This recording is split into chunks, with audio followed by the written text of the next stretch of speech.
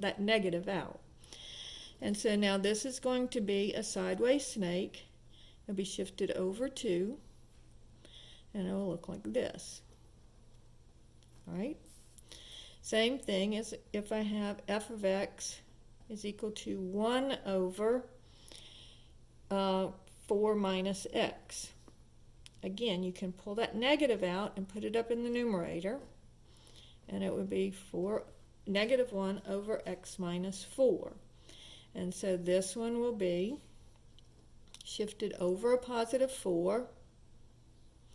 So my vertical asymptote will be at x equals 4. And again, if x minus 4 equals 0, then x would equal 4.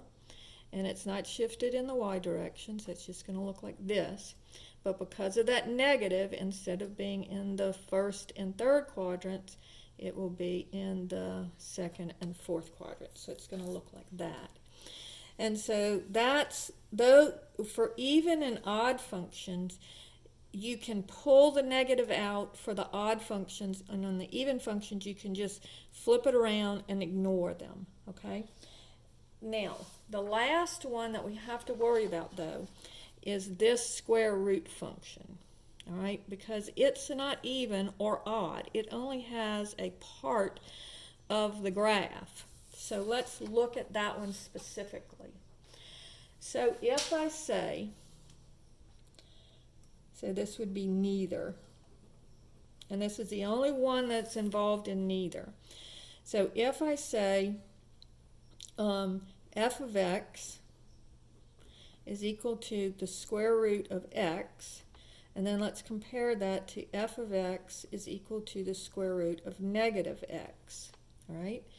So looking at the square root of x, we know that this one looks like this, because remember, we cannot, if I plug in 0, I get 0, the square root of 1 is 1, and the square root of 4, 1, 2, 3, 4 is 2. All right, so my little t-chart would look like this. It would be 0, 1, and 4 would be the numbers that I choose to put for x, because I know those square roots. Square root of 0 is 0, square root of 1 is 1, square root of 4 is 2. But now if I'm looking at negative x, can I plug in 0, 1, and 4? No, because remember, we talked about our domain before. And on the domain, remember that the whatever's under the radical, so in this case negative x, has to be greater than or equal to 0. Whatever's under the radical for square roots, not for cube roots. Cube roots can be negative. But square roots, remember we had that domain problem, 2 domain problems. No zeros in the denominator, that gives us our asymptote. And no negatives under the square root, that's why we only have a piece of this graph. We don't have any graph over here. Well, let's look at this. If whatever's under the radical has to be greater than or equal to 0, when I divide both sides by negative 1, remember you have to flip that inequality. So here, what I'm going to do is I am going to say x has to be less, 0 divided by negative 1 is still 0. So I can only pick x's that are less than 0. So here, when I'm picking, I'm going to pick negative numbers. So I'll pick 0, negative 1, and negative 4. All right? Now, when I take the opposite of that, because that's the first thing I need to do, negative of 0 is 0, the opposite of negative 1 is 1, and the opposite of negative 4 is 4. Now I can take the square roots of those, 0, 1, and 2. So what happens here is it's 0, 0, negative 1, 1, and then negative 4, 2.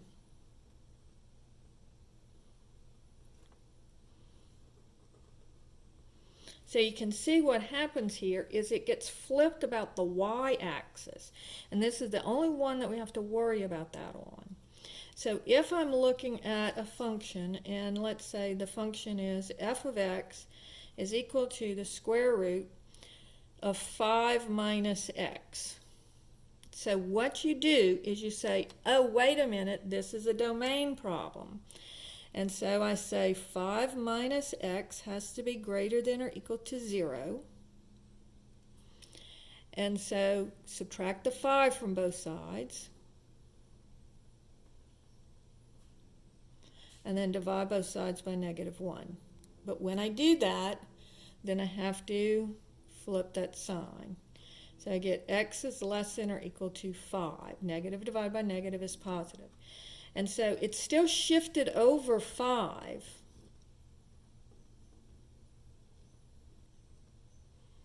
So here's my vertex here. But what's going to happen is it's going to go backwards. And so when I'm picking points, I would pick 5 and I would pick 4. And so if I do that,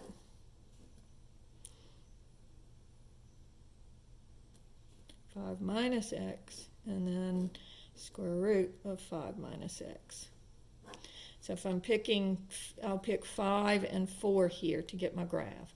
So 5 minus 4, 5 minus 5 would be 0, square root of 0 is 0. 5 minus 4 is 1, and then the square root of 1 is 1. So over 4 up 1, over 4 up 1, over 5 up 0. I already had that plotted. And then you can draw your graph. Okay? So that's how you work these problems.